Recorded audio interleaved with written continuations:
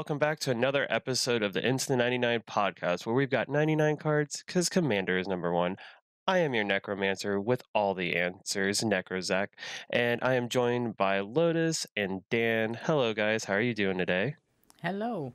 Hey, how's it I'm going? doing well. I want to thank everyone for coming and listening to another episode of our podcast. I want to do a couple quick shout outs before we get into the episode today because, man, this episode is going to be straight fire, and I want to get you guys all the crap out of the way so we can go to that. First and foremost, I want to thank all of our patrons. You guys are awesome. Thank you so much for, building us up and making us feel good about ourselves, because I wasn't loved enough as a child, and this makes me feel better as an adult. I want to shout out Lotus with Brewing It Live, Benson and I doing Parallel Thoughts, and Dan has started a new lore show, which is quickly becoming an obsession for me.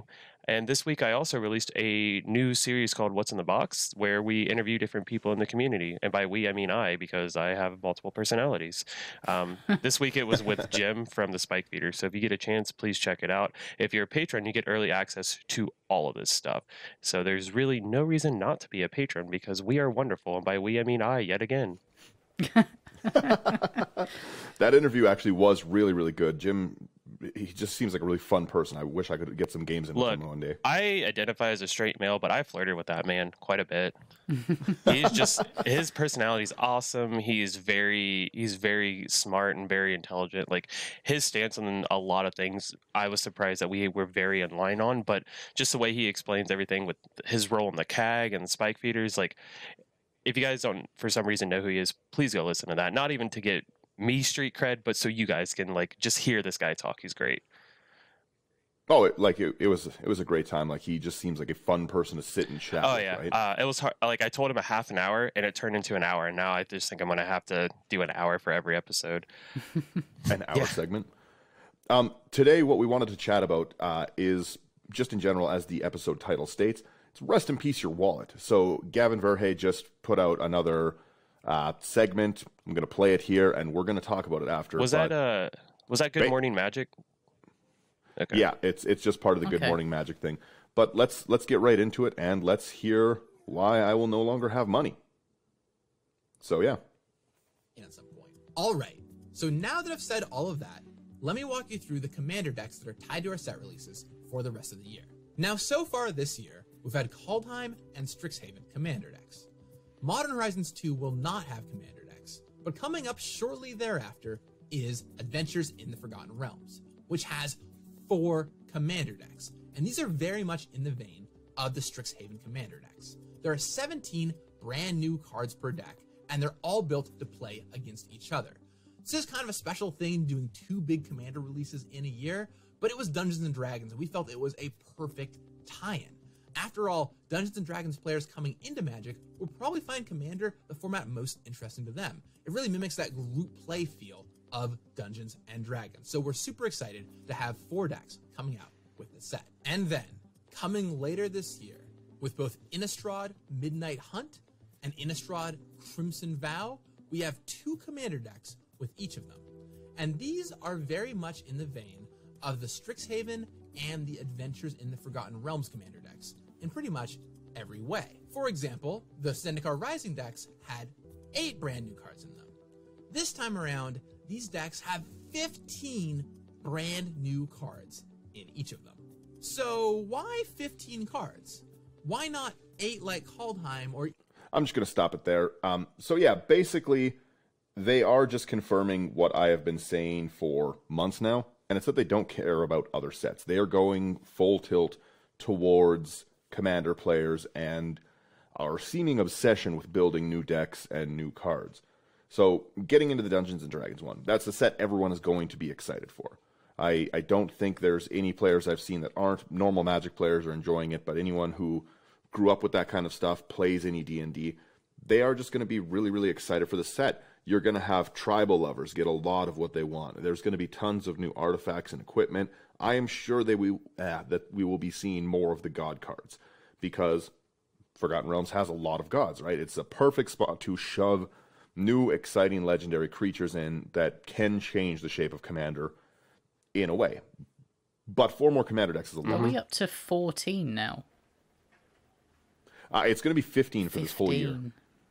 And something to Yep. think about too is not only do as commander players do we build around legendary creatures, but we also build around new mechanics. And there's a lot that they can potentially do with Forgotten Realms. Like we as D&D players, we know about multi-classing and we know about stuff like that. So there's the potential that we could see a lot of really interesting hybrid mechanics that make tribal decks, pair together that normally wouldn't pair together.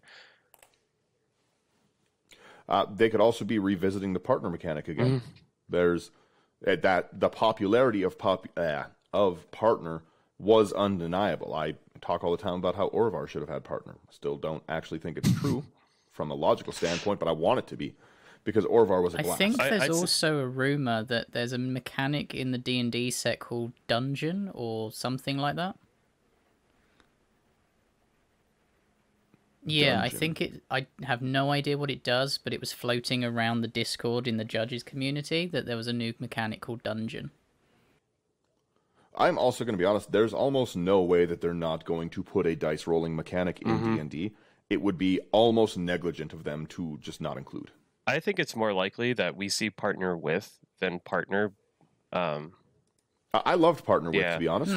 I did as well. It's more fun and it feels a little, I wouldn't say more balanced because you can build any of the partners balanced, but I mean, it just feels like it helps to more streamline and more like help you to find like, okay, this is how I want to build these two together, as opposed to with a lot of partners, the ability to do anything can be overwhelming, especially for newer players. And that's what Gavin was just talking about is Wizards is assuming that a lot of D&D players who don't play Magic are going to be coming into Commander. So having something like partner with might be more reasonable as opposed to just partner outright.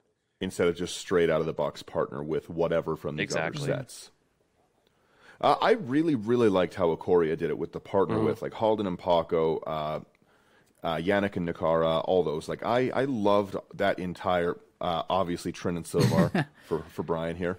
Like it's those were just really, really exciting cards. Like, not only artwork-wise do I love them all, but just mechanics-wise. They're really, really fun decks to build around, right? Ikoria, I still think, has the best commander decks and options, like the most exciting.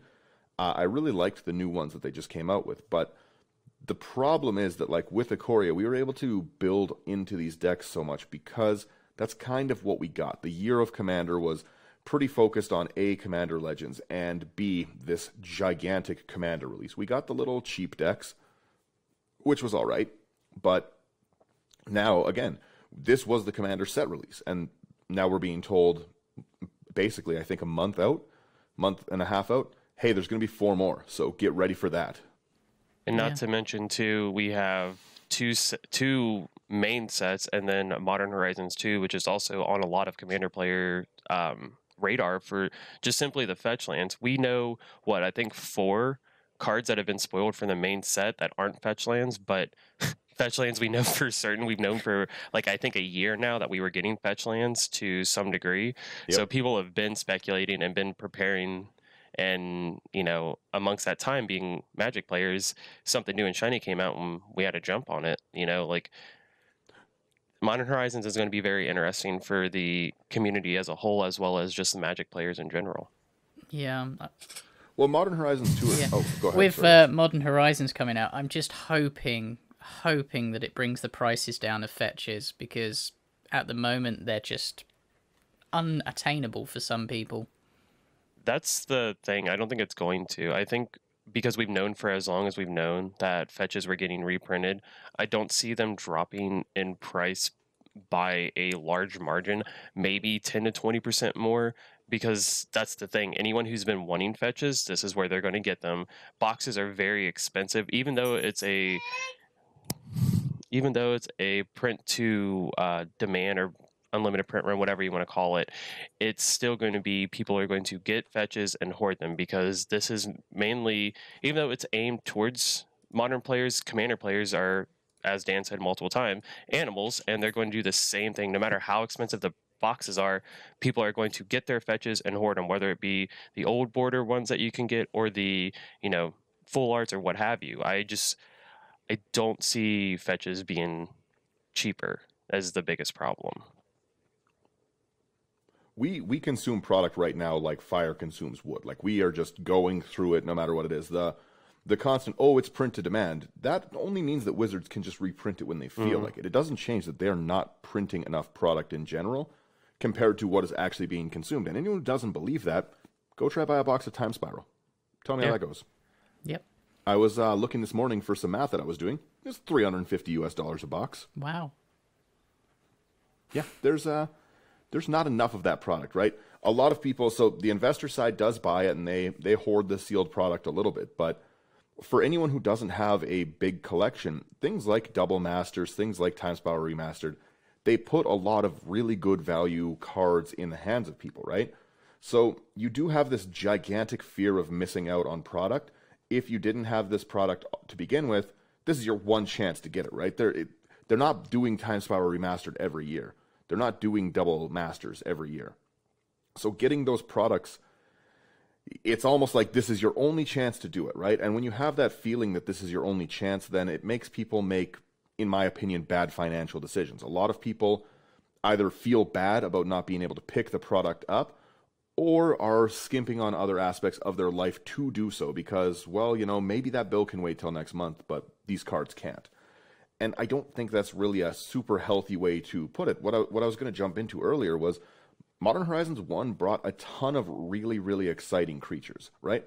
I would venture to guess all of us have either built or seen one of the creatures from it, be it like, I believe Zach had Colorless Morophon, is that right? Yeah, like there was a ton of like decks that just, I built a ton of them, like Aula. How do you not build that artwork of Aula, right? It's great. Yeah. Love the bears.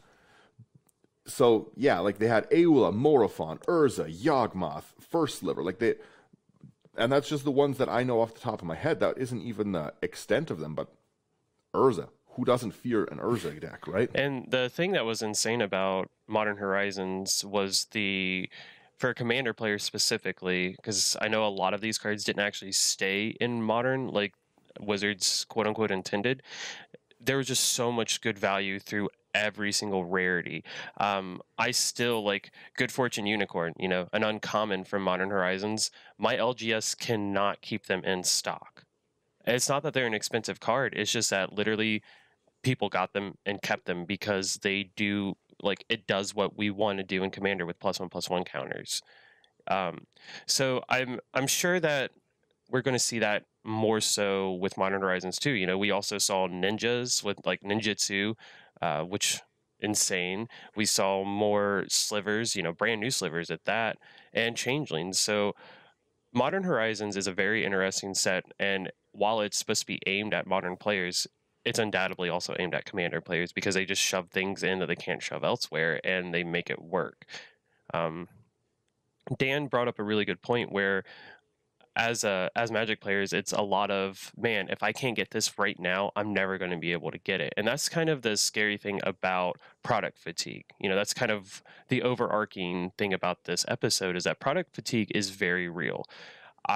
You know, I don't know everyone's situation. You know, obviously I know you guys fairly well, so we kind of have a good understanding of what we're able to do as individuals with cards. And you guys know me, like I have a wife and a child, and I work every day except for the weekends. So am I going to be able to afford a box of Modern Horizons 2? Probably not. Could I take one of my decks apart and maybe get one? Potentially, but that's also kind of a feel bad, right? It's like, how do you choose which one of your children you want to, you know, throw away? If you're my parents, it was easy, but for me, it's not that easy. Yeah, Zach, we love you. Just let us know that. I mean, I know for going back on that, I know how you feel because I'm unemployed. I'm not going to be able to buy any of this product. But the good thing is, and something that we need to constantly remember is, while yes, it might still be hard, or maybe it still will be unattainable to get the fetch lanes that we want, there is going to be an influx of other cards that we might actually want. You know, looking at it, Modern Horizons 2 is a very high price point, right? Which means people who have been setting on cards, especially modern players who maybe dabble in Commander, well, I have this Smothering Tithe that's fetching a decent penny. I'm going to put that towards getting my box because I want to get fetches. Same thing for like Craterhoof, and same thing for Ristic Study. There are all these modern players who, while COVID's been going on, have invested and made commander decks so they could actually play Magic with their friends. And there are just other people, other commander players. My cousin's a prime example. He just has a bunch of stuff and he will unload literally everything for the new hotness, right? So that's a good thing for us and the secondary market. The secondary market right now is going to be our friends, because Wizards has made it clear that they will send everything to the to our LGS to decide and determine the price. My LGS is fairly like reasonable, and they're good dudes, so I typically don't worry about price, but some other people might not have the same kind of option.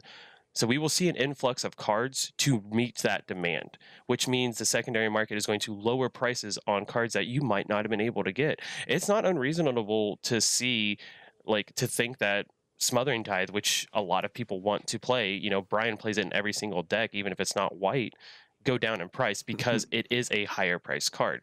So while product fatigue is real, there's also product relief that we might not be realizing. We'll see that can... Oh, actually, I was going to say, I actually really like that point, because I personally never trade cards in, right? But it kind of does remind me a little bit of what a standard rotation looks like, right? Where a lot of these great cards, like Shadow Spear is one that's going to be coming out pretty soon. And I can't wait to pick those up because you couldn't find them anywhere. Exactly. Right? Shadow Spear, Ember Cleave, all those kind of cards, once they are... I also don't play standard, so they could have already rotated till September. out. But I know that just... Okay, yeah, exactly. So when those things do rotate out, there's a ton of price reduction for commander players, right? Where you might want to run this card, but it's expensive right now. Uro is like another example. Like the Great Henge. Not paying $70 for Uro. Great Henge. Is a Great Henge still in standard? The Great Henge in standard, yep, and it's still about $50. Hopefully it comes down soon. Every time I see it, I look at it and I'm like, I'm not buying that. It's too much. With that being said, too, not only do we see that price reduction from people getting cards out to get trade to get a box, but people will also do the same thing where once they get a box, how it works at my LGS, pre-release weekend, you can get your box, right? And then you can open it, but they will not start letting you trade stuff in until a week after the actual set release. So, prices stabilize, which means if there's a bunch of cards people don't want, they will take those cards from that set, because right now my LGS won't have them, trade them in to get another box. So while prices, don't pre-order stuff, just don't do it. Don't freak out, because most of the time, if there's something you want, I promise you guys that you will eventually be able to get it, because a week later I can go into my LGS and be like, hey guys, I want this randomly obscure legendary creature, and they're like, what version do you want of it?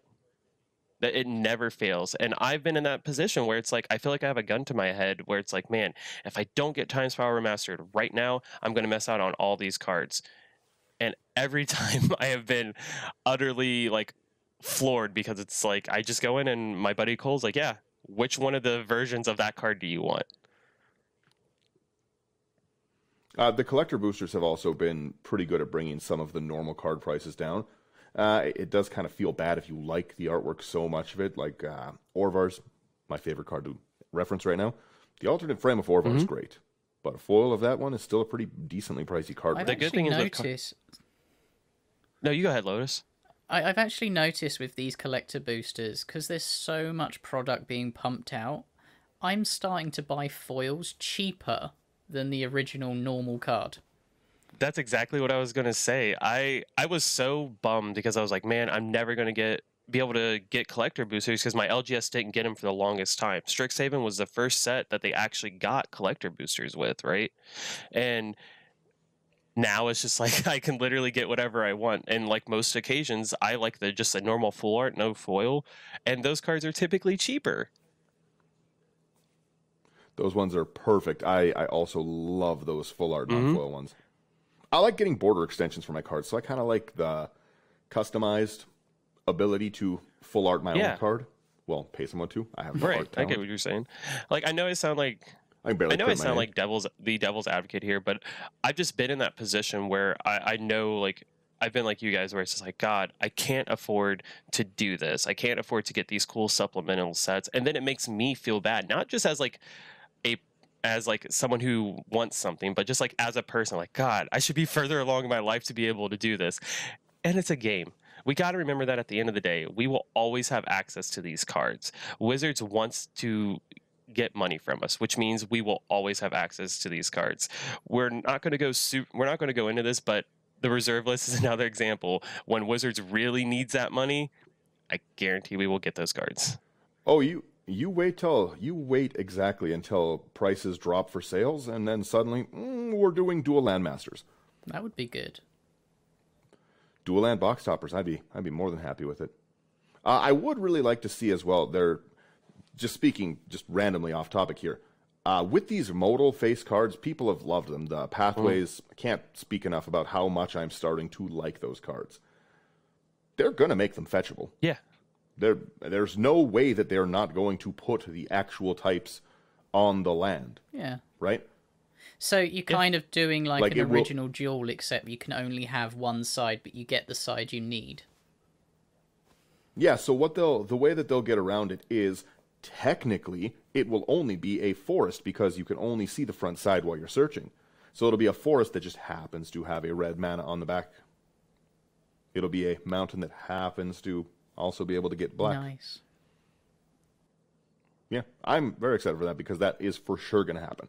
The pathway lands, that style's not going to go away. They're going to keep printing them out. And we have been really actually getting great lands for Commander lately with that. I'm really excited to play with those pathway lands more and more the more I see them. I typically don't like playing lands that enter the battlefield tapped. I will normally just play a basic in its place, but with Kaldheim giving us the snow lands, I've been playing those just because they're fetchable. I don't even run a lot of fetches in my decks, but I've been playing them just because the ability to, Sky Shroud Claim and go get one is awesome. Same thing for Farseek. I've only played one game so far with Arkelos, but yeah, I just have poor man duels in Arkelos, and I'm just going to drop them down like normal ones. It's reasonable. And once again, that goes back to what, I was getting at is, while it seems like it's very like, it's an anxiety thing, I feel like, right? Where it's like, man, if I don't get this, I know I'm going to miss out. Just remember, guys, you will not miss out. I was looking today. There have been a couple cards my LGS just didn't get in. I was looking on Star City Games, and those cards that I thought were like super expensive are for sale right now for quarters. I'm a big fan as well of people just using the snow duels as their real duels. I don't care. Play them untapped. Let's play Magic. Yeah. It goes... But you can only use one set of duels that way. Cross out the name and scribble in a new one. Don't even cross out the name. Just be like, these are my dual lands for the deck, and they don't come in tapped because this is Commander. Rule 0. What True. up? That's the way I think they should be played. Again, if you're running real duels, you don't get two sets of duels. Come on, let's be reasonable. Let's all just take a breather here. You get one or the other. Exactly. You pick. This was also $900 or 50 cents. This is also the first Commander set too, where I didn't buy every single Commander deck. I got 2, and life has been okay. Like, the world hasn't stopped. I opened up the deck lists from all of them because I could afford one.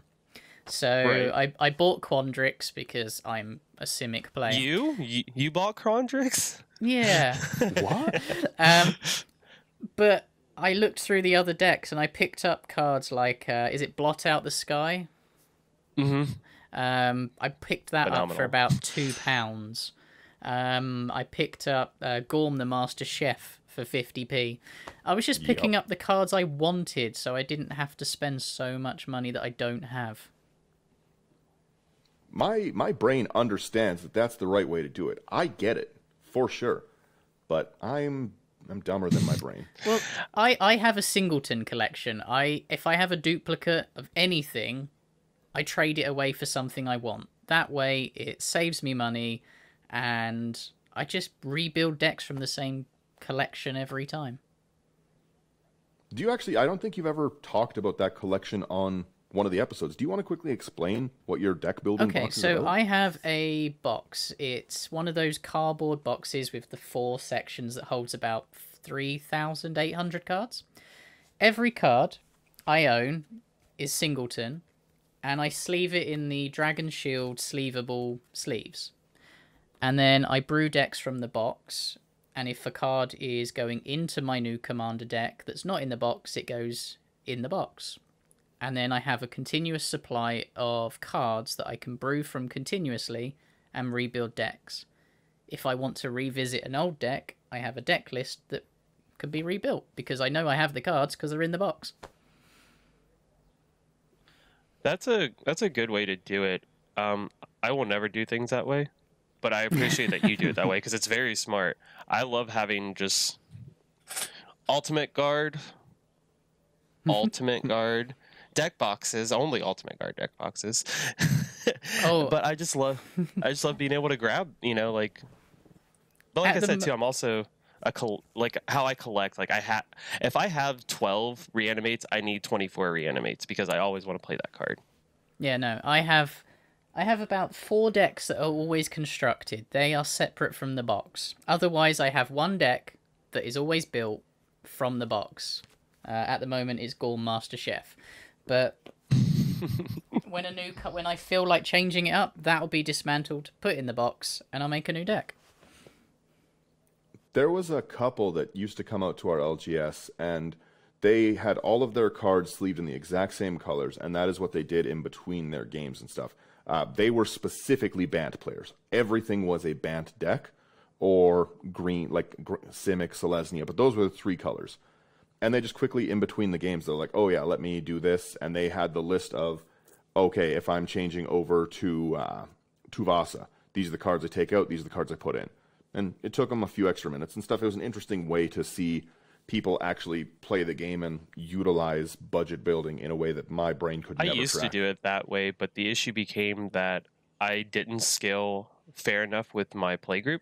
And it was just like, I'm a black player. You guys know that. So it's like, all right, I'm playing my Carador deck. I'm going to move to this, I don't know, Rakdos deck. But it was still like, okay, cool. All my good black cards are going in here. Here's my Demonic Tutor. Here's my Vampiric Tutor.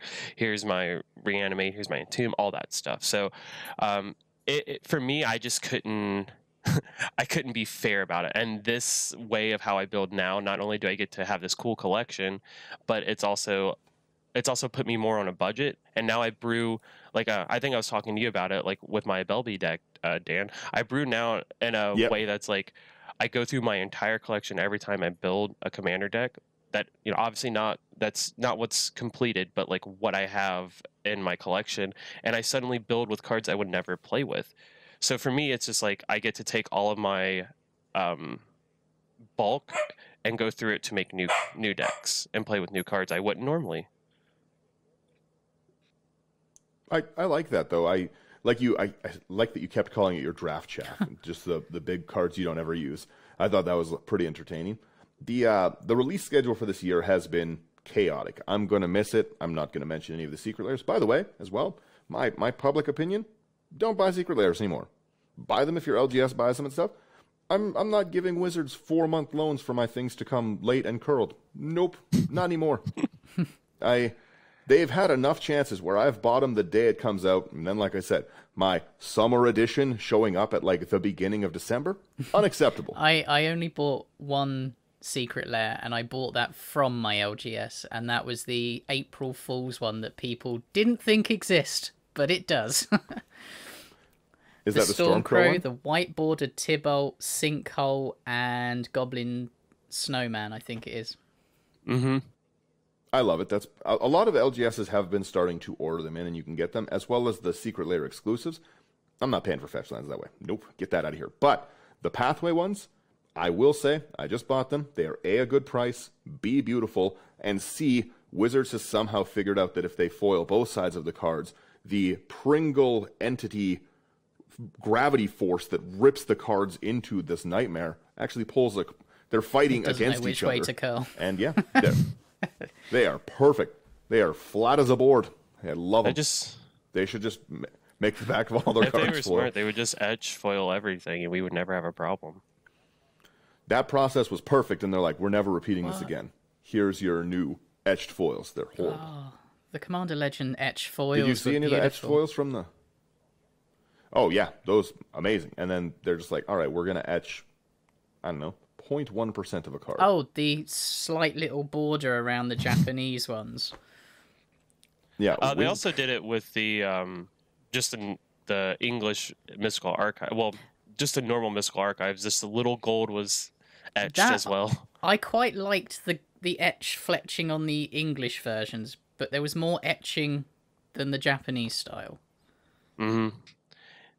Oh, as well. I was shown recently that there is a different level of rarity in the Japanese and the English cards, because the ones that you can get, you get some of the Japanese cards from the set boosters, but the ones you get from the Japanese booster box are different color, like not a little different. They are wildly different and better looking. So some of the full art Japanese cards versus the other full art Japanese cards, depending what box you got them in, it is a night and day difference in card quality. Like it really increases the price. And I think the Japanese Time Warp in that version is like $2,500. Wow. I'm not saying go gamble on it. I'm just saying I am. I opened that Time Warp from a Japanese box. I didn't notice much of a difference. Well, it's $2,500. If Oh, it wasn't foil. Never mind. Mine was non-foil. Mine was still 90. I think mine was still $90. Yeah, I think Time Warp as well. But that's the other thing as well. I like their list cards as well as the set boosters. I don't really buy draft booster boxes anymore. The set booster boxes superior. If the ghost of Brian was here, he would also say we had probably the most fun opening those that I've ever seen in my life. Like I really enjoyed opening the set boosters. They did accomplish what they wanted. Of making it a more fun rip and open I can only box. afford a fat pack per release, so your 10 packs. I wish they did a set booster fat pack box, so you got 10. That actually would be phenomenal. Because what you're going to do with 10 draft boosters in a box? Like, yeah, okay, you got 10 rares and it's supposed to be for standard or whatever. But if it was 10 draft set boosters, it's better value. Well, and a better present for someone, or like you said, exactly better for yourself. I never even thought about that, but you are right. What are you going to do with 10 booster packs for draft? Not a draft. It's not enough for a 3-person pod.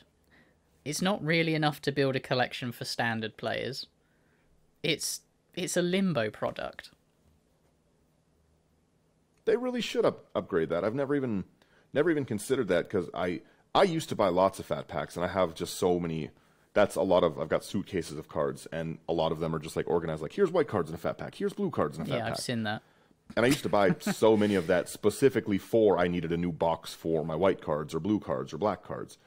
But I just haven't bought any fat packs in a really long time. But I have gotten a few of the. Are they gift edition ones? Is that what they are? Basically anyone who spent more than 2 minutes with me knows that I like Magic cards. So it's a pretty easy product to get for me as a gift if you just have no idea what to get. Get me that or sleeves, and I'm pretty set. I always need sleeves. Or forest. Forest. Basic lands. Yeah, or basic lands, to be honest. Yeah, that's what we're using a lot of those the Patreon dollar tier. Get me basic lands. I think a few of my friends, like 3 or 4 different people in my play group, recently just had to bring me basic lands because I was entirely out of every basic land I had. That's absurd. Build too many decks. I wanted to go over some of the sets that we've had this year and stuff. So this year we had Kaldheim. Kaldheim had 2 decks. We had Time Spiral Remastered come out. Then we had Strixhaven, which had 5 commander decks, which should be the big bang commander product of the year. Then we have Modern Horizons 2 coming out. We have the D&D set, which is also going to have 4 commander decks. Then we have Innistrad Midnight Hunt coming out with 2 commander decks. Then Innistrad Crimson Vow coming out with 2 commander decks. And whatever other, here's a mystery booster box product that they decide to just randomly throw in off the release pattern. So I went over it. We have 15 commander decks. If where you live, an average commander deck is $30, $450 to buy all of them. To buy sleeves for all of them, $195. To buy 1 box of each of the main set, if you can get them at $150, $750. At Times Power box right now is $350. Modern Horizons 2 at $200, and then without upgrades, you're spending almost $2,000 a year to buy 1 off of each Magic product that comes out, and the sleeves to put your commander deck in. Single sleeve. I'm not an animal with double sleeving. Cut that out. One thing that they've missed as well Where's the next Commander Green coming? Oh yeah, I'm sure there's the Commander Blue coming or whatever. But that was actually a good product as well. Sylvan Library needed to get back in circulation. I like that card in general. But again, a pricey product. Then you had to have your special store to get the foil one. Yeah. I didn't want the foil one anyways. I didn't get it. I didn't get that product. But I got on the secondary market. I got the Command Tower and the Soul Ring that I wanted, and I paid almost nothing for them. Yeah, the value in that set is definitely in the Omnoth Fraley. Honestly, to be honest, it was in every one of the cards. But the Soul Ring with its cool alternate art and the Command Tower were pretty available. I think the Sylvan Library is only like $60 or something, which sounds like an expensive card, but not compared to what Sylvan Library costs. Yeah, no, so like I said, like the amount that they're throwing at us, like how 15 commander decks exceeds the majority of people's collections. Most people I know do not have 15 commander decks. So just playing Magic this year alone, you would exceed pretty much everyone you know's collection. Not many people, like I said, have 15 sleeved up, ready to go commander decks. I don't know if Brian does. I know you don't right now, Lotus. You build yours, Zach. Do you? Yeah, I've got almost 40 right now.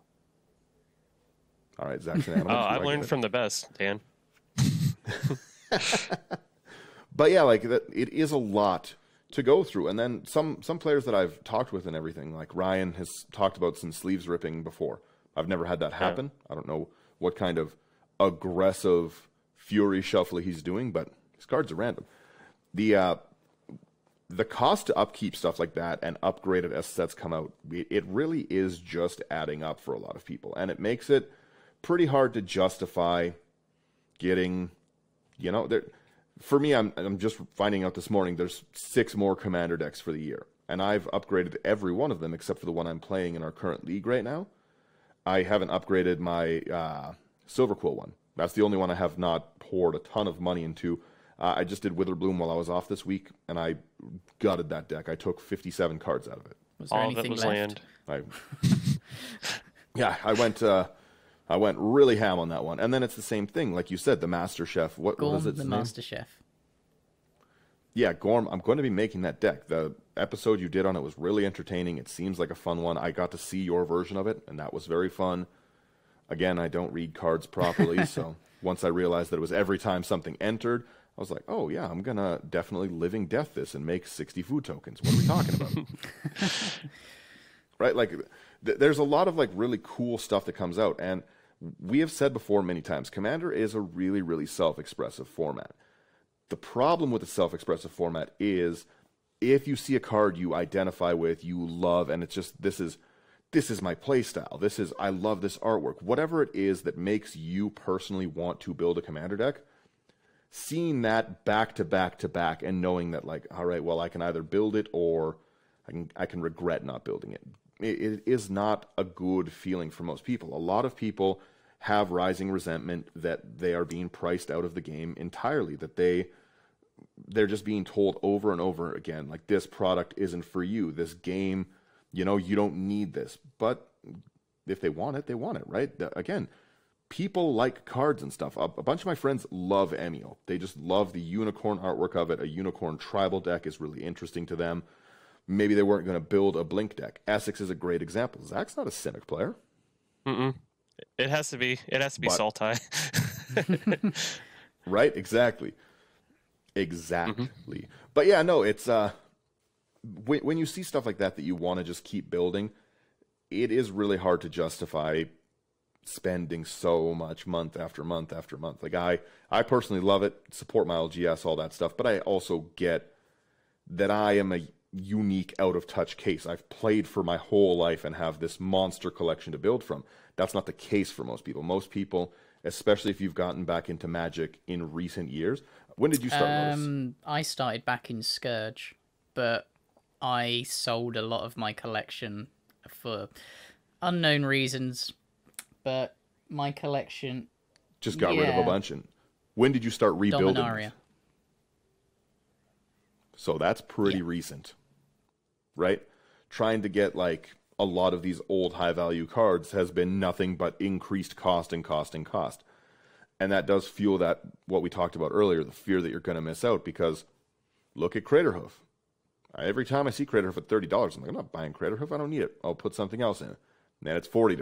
And then it's $50. And The big thing for me, there was 2 cards on my list that I kept telling myself at the time I wasn't going to buy because the price didn't meet what the card did, in my opinion. That was the Phyrexian Elish Norn and Gilded Drake. Ooh, I want that Elish Norn. Same. But at the time when I was looking at it, I was like 100, 120 USD.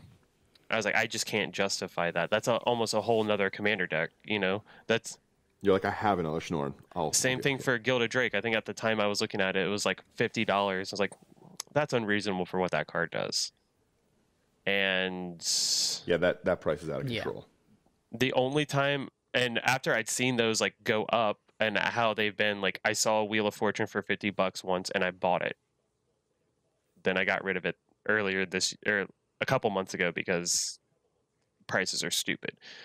But it goes back to what I said earlier in the episode.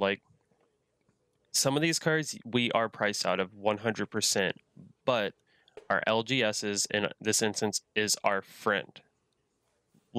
Let people buy their collector boosters. Let people trade in all the stuff that they don't want because that's not what they're looking for. Maybe they're not a black player. So that full art Gorm, next to nothing, right? It's not an expensive card. But guess what? For you, someone who actually values it, $1 card and full art that you can get from your LGS is so much better than you gambling on a collector booster, right? And it saves you more money. The money that you would spend in your collector for your collector booster, you could most likely pour into your LGS to build that deck. You could probably build a pretty budget and reasonable version of that deck with good lands, sleeves, and a bolter from Ultimate Guard, and sleeves from Katana, also Ultimate Guard. Ultimate Guard, that's 2 ads. We are sending the bill. You could probably just take that money and do that. It's a matter of just, I get it. I love cracking packs. I love having more in my collection. I love being able to, at the end of the box, put everything up in rarity, go to TCG players, see what the listed median is, because I like knowing, oh, okay, cool. I didn't know this foil Professor Onyx was this expensive. Dope. But we don't need to do that. Just be patient and be kind to yourself. That's the big thing. Be kind to yourself. So the pack cracking lottery is so addictive. It is.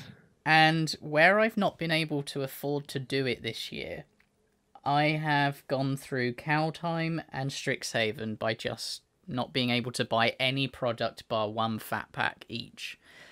And I've looked through the set going, I actually just want this, and that. 4 cards. So I've either bought them because they were £1 or $2, a couple of dollars, or I've traded them off with any duplicates I've got from the collection I already have. And I've gone, right, I could have bought a set booster for £120, but I've actually just spent 10 quid and got everything I needed from it. So if you really think about it, do we need to crack packs? We want to, but do we need to?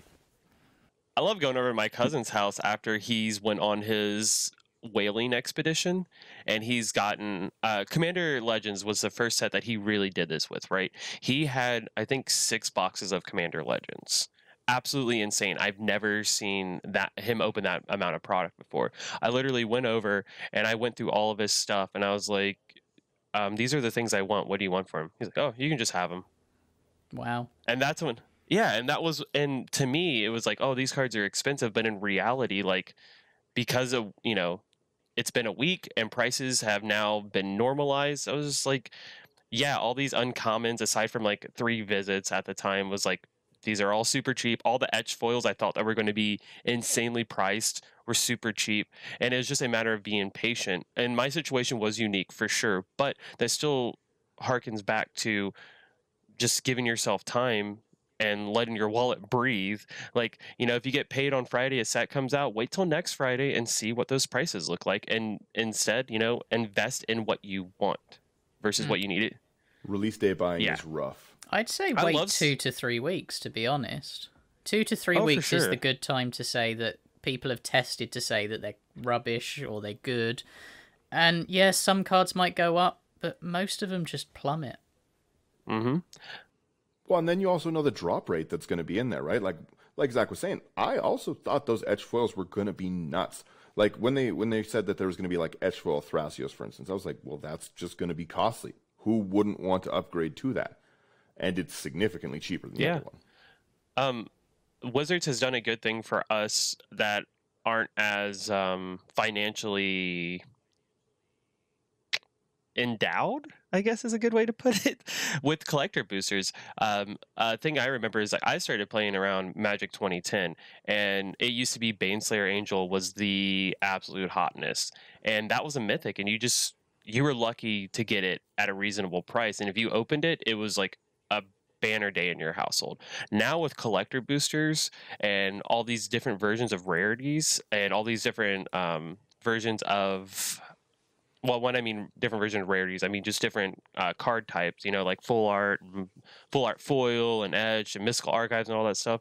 Like mythics now are nothing like what they used to be. They're more powerful in most situations, if we're being honest, but financially speaking and price wise, going and getting a mythic is like ecological appreciation was a card I thought was just, and I still think is going to be absolutely insane because people are completely looking over it, but it was $1.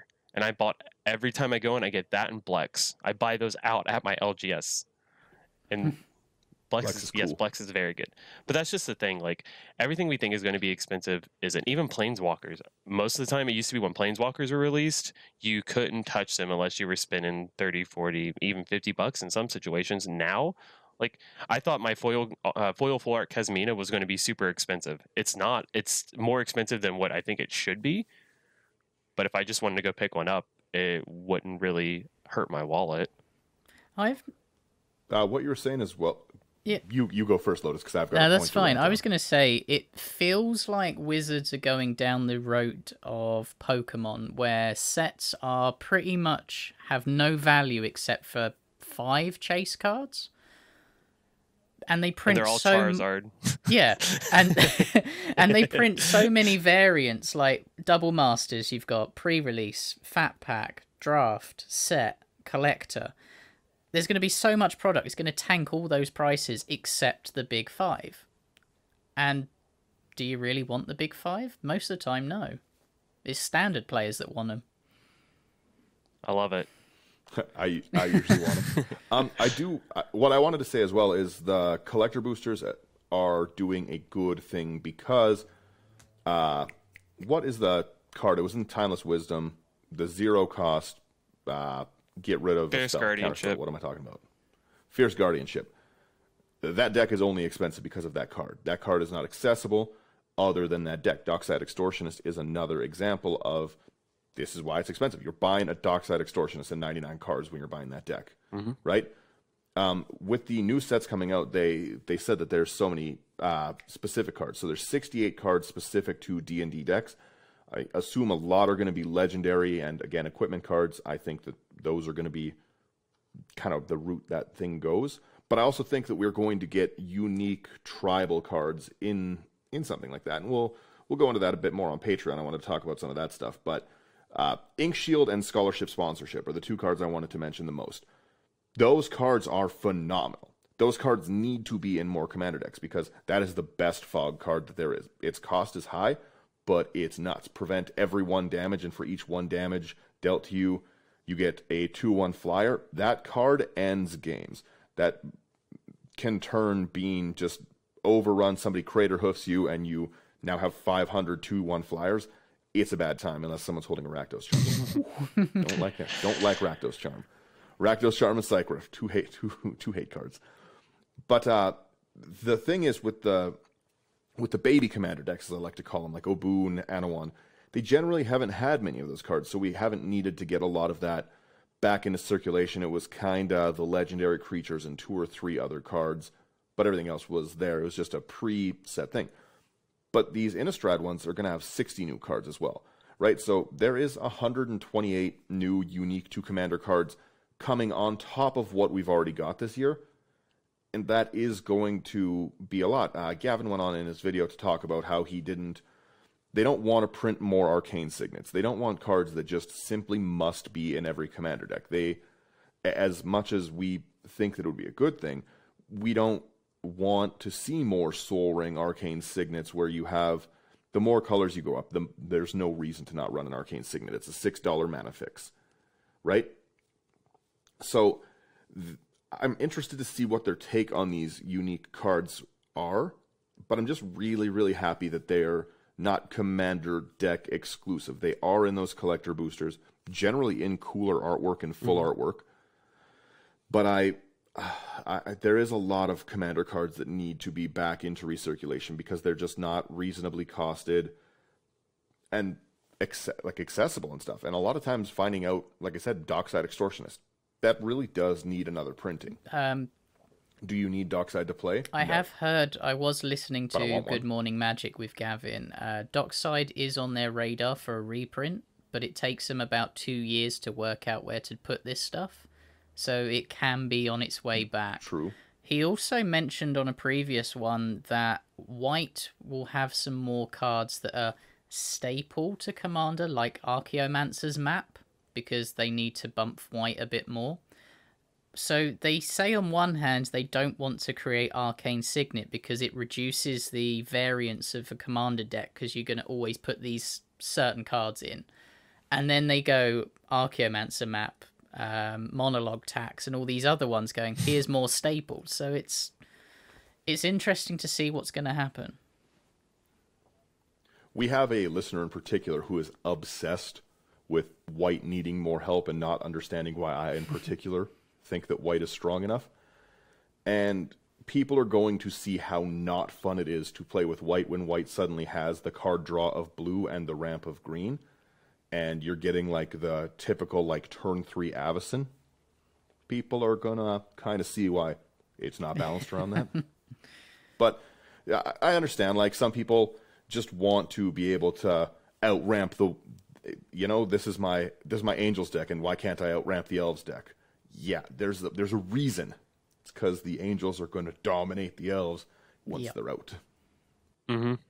But like they are going to, like you said, they don't want things in every commander deck, but they just have heard like the cries of people who can't understand why you can't have Angels on turn 3 because it's a real problem.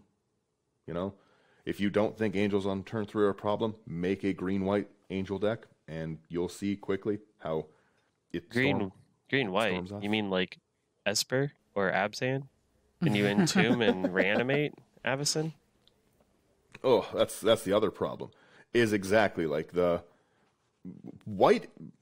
I'll go into it in its own episode because we wanted to talk the color pie, but I personally believe White is the strongest secondary color because exactly, Black has its great reanimate, and if it can reanimate these enormous White targets, awesome. If you have White and Blue, you have a deck no one likes to play against because you're Azorius, and it's generally Grand Arbiter or Lavinia, and your playgroup doesn't want to see you. I get it. I get it so much.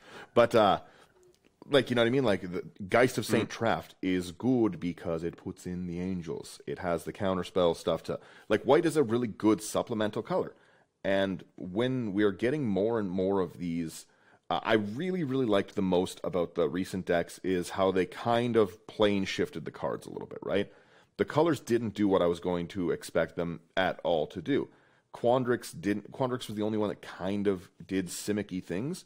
But, like, the Witherbloom stuff doing the life gain theme, I would not have guessed that to be coming. The Boros Reanimator that has made Zach a true believer. Very true, yes. Like, I don't know, like, what do you guys think that they're going to, like, focus on with these, like, cards that aren't supposed to be across every commander deck, but commander specific? I think we're going to see, like, what you have been ranting about is just that we've seen such an outcry from people that they don't, and I'm not trying to be a jerk when I say this, but they just don't understand how powerful cards really are. When I talked to Jim on What's in the Box last week, we had discussed that with the rules committee, for example, a lot of commander players aren't concerned about the overall rules, right? They're more concerned about their play group and their meta. So a lot of people who complain about white might not be as entrenched. Not that I'm saying I'm the be all end all of commander players, because I'm not. But I play a lot of commander. I build a lot of commander decks. I am very entrenched in the format.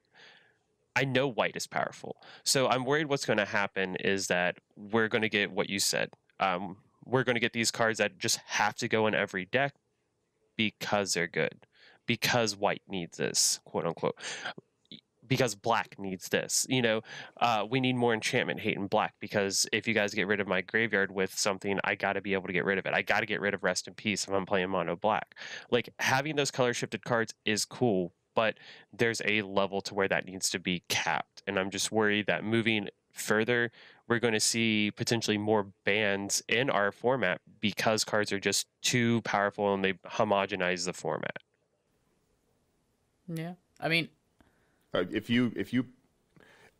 quickly want to say, if you put Eternal Witness in black, you'll bankrupt that. Yeah. yeah. Yeah. Just simple, Go yeah, ahead, bankrupt. Lotus. But I play mono white. I have a Saphara mono white angel deck, and Brian has felt the wrath of that deck many times, where I've countered his stuff, stolen his stuff, made everything indestructible, wiped the boards, single-sided, not mine. And once I get going, that's it, done. You can't deal with me. I reanimate, I count, it's... If you're going to give me more white cards, I'm just going to make that deck worse. You don't reanimate, you reincarnate. True. It is different. They are secondary, not first. I truly believe that deck strength is in your deck building and not specifically your card pool. Card pool helps. But more than that, game knowledge, like just learning obscure rules and interaction. Talk with someone like Lotus and figure out like cool ways that things work, like the difference between CMC, like converted mana cost, and converted mana value. They're mana value and mana cost. Dan learned something They recently. don't sound different. Mana value and mana cost. I sure did.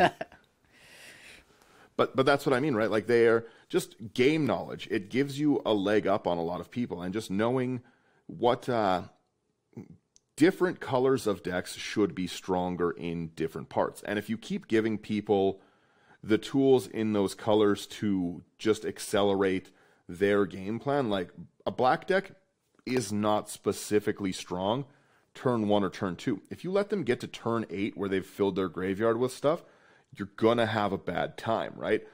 Once Zach has entombed his things and he has his loops that he can get into, or his like even that new Auric card that lets you tutor to the graveyard.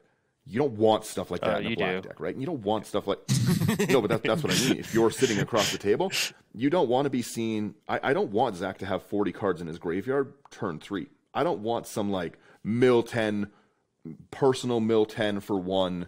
Like, I don't want a Hedron Crab for yourself in black, where every time it's a landfall, Zach can mill 3. Don't want to see that. Nope. I've legitimately thought about playing 1 with nothing so many times so I can just go 1 black, discard my hand. Start dredge. Yep. But that's what I mean, right? Like, there's so many strengths to it, and that's kind of, I guess where we want to wrap before we go over to Patreon is kind of, there is wallet fatigue, but there is light at the end of the tunnel and stuff, right?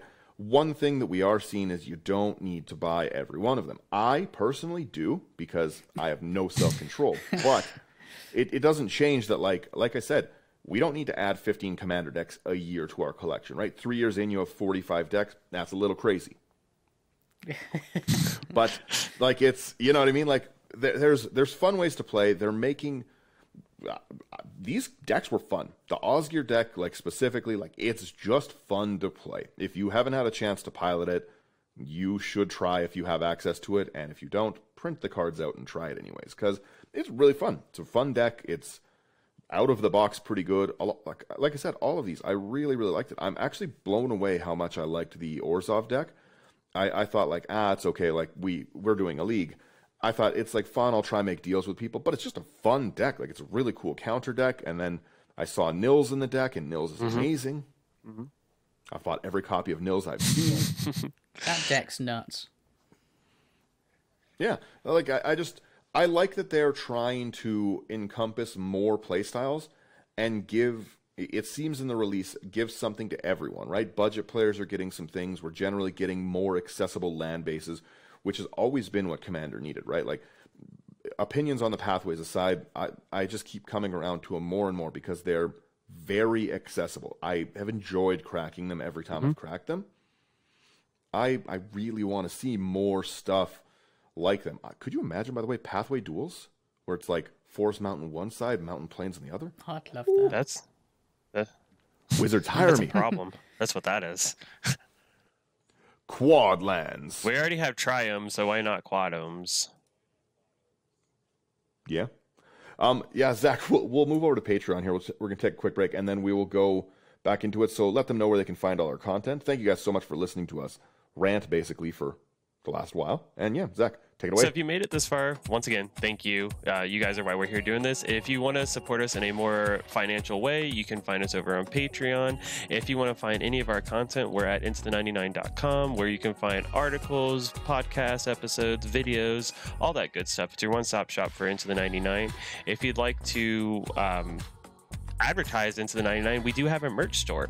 You can find all of our amazing merch over at some merch store about Into the 99. I forget what the link is. Brian could probably tell me, but it'll be in the show notes. Yeah. Make sure to check out Brewing It Live is it Saturday now? As of the 22nd, it will be moving to Saturday. Look at that. Saturday, more fun day, sure. Parallel Thoughts, we just recorded an episode yesterday, so it should be up sometime in the near future. Make sure to check out What's in the Box, my interview series, the videos live with Jim. Make sure to check out Dan's Lore episodes. They're on podcast. And we stream every Tuesday at 7 p.m. EST. Yeah, that's pretty much it. We do a lot, and again, thank you so much. Like, share, subscribe. Ring the bell. Yeah. Later, guys. Make sure to comment with the word peanut butter in the bottom of the, in the comment section if you made it this far. You'll win nothing, but you'll win my admiration.